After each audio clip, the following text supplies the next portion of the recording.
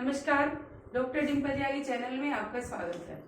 तो आज हम इस वीडियो में जो कबीरदास के पद हैं उनके महत्वपूर्ण प्रश्नोत्तर सीखेंगे। ठीक है बेटा, क्वेश्चन आंसर सीखने के लिए आपको मैं कई बार कहती हूँ ये बात कि नोटबुक और पेन हमेशा साथ रखिए। साथ साथ लिखते रहोगे तो आपको अच्छे से याद भी हो जाएंगे। ठीक है, और अगर इनको आप एक नोटबुक में रखोगे लिख के तो फिर जब भी आपको देखना पड़े तो उठाकर देखने में भी आसानी रहती है। तो चलिए पहला प्रश्न मैं आपको बताती हूँ कि कबीर के अनुसार नरक का भागी कौन होता है। यानी कबीरदास जी ने इसमें जो कविता में बताया है कि किसको बोला है नरक का भागी, कि जो आत्मा को और परमात्मा को अलग अलग मानता है।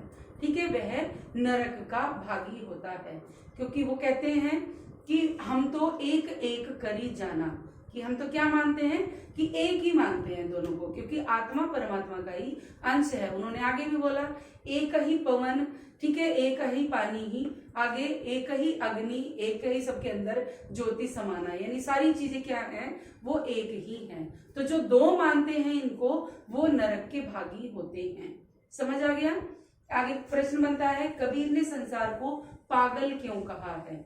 यानी लोग कैसे हैं, पागल हैं। क्यों बोले हैं, क्योंकि पागल इसलिए कहा है कि जो झूठ बोलता है उन पर बहुत जल्दी से विश्वास कर लेते हैं, और जो सच बात बोलता है, जो सच्चा है, सच्ची बात कहता है, उसको मारने के लिए दौड़ते हैं। अर्थात उसके ऊपर विश्वास नहीं करते, उससे बातें तक करना बंद कर देते हैं, क्योंकि सच्चाई सुनना किसी को पसंद नहीं आता। तो इसलिए कबीरदास जी ने कहा है कि लोग पागल हो गए हैं।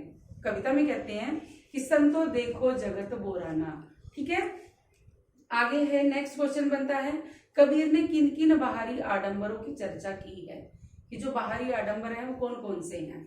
वो कहते हैं नियम और धर्म का पालन करते हैं, व्रत का पालन करते हैं, पत्थरों की पूजा करते हैं, तीर्थ यात्रा करते हैं, पीपल की पूजा करते हैं, माला पहनते हैं, तिलक लगाते हैं। ठीक है, ये सारी चीजें बाहरी आडंबर में ही आती हैं। गुरु शिष्य बनाते घूमते हैं, उनको ज्ञान देते घूमते हैं, यह सब चीजें बाहरी आडंबर में ही आती हैं। तो इन सब चीजों की, बाहरी आडंबरों की चर्चा की है कबीरदास जी ने अपने पदों में। आगे है, अज्ञानी गुरुओं की शरण में जाने पर शिष्य की क्या गति होती है। ठीक है, कि गुरु संग शिष्य सब बूढ़े अंत समय पछताना, इसमें इसका आंसर आ जाता है। वो बोलते हैं कि गुरुओं की शरण में जाने पर, कैसे गुरुओं की, अज्ञानी गुरुओं की, अज्ञानी गुरुओं की शरण में जाने पर शिष्य की जो गति होती है वह भी अज्ञानी गुरु की भांति होती है, क्योंकि गुरु में जितना ज्ञान होता है वह उतना शिष्य को देता है, और जब अंत काल आता है तो दोनों पछताते हैं। ठीक है, कि अंतिम समय में दोनों को पश्चाताप करना पड़ता है। समझ गए आप। नेक्स्ट प्रश्न बनता है, कबीर की दृष्टि में ईश्वर का क्या स्वरूप है। तो कबीर अद्वैतवाद हैं।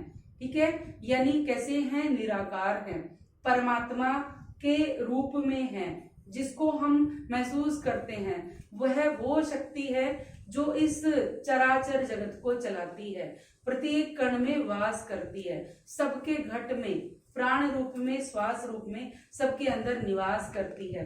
तो यह स्वरूप कबीर की दृष्टि में ईश्वर का है। आगे प्रश्न एक और बनता है, लास्ट है, कि कबीर ने नियम एवं धर्म का पालन करने वाले लोगों की किन कमियों की चर्चा की है।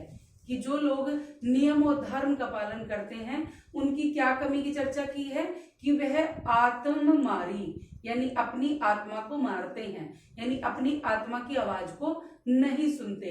नियम और धर्म के चक्कर में, नियम और व्रत के चक्कर में वह अपनी आत्मा से निकलने वाली जो एक सच्ची आवाज है, जो एक राह दिखाने वाली है, जो कर्म को मतलब प्रेरित करने वाली है, प्रेरणा देने वाली है, उस आवाज को हम दबा लेते हैं और नियम और व्रत करने में जुट जाते हैं, जो बाहरी आडंबरों के स्वरूप में बताए गए हैं। ठीक है बेटा जी, तो ये महत्वपूर्ण प्रश्न हैं जो आपके एग्जाम में काम आने वाले हैं। नेक्स्ट चैप्टर के लिए आप नेक्स्ट वीडियो जरूर देखें।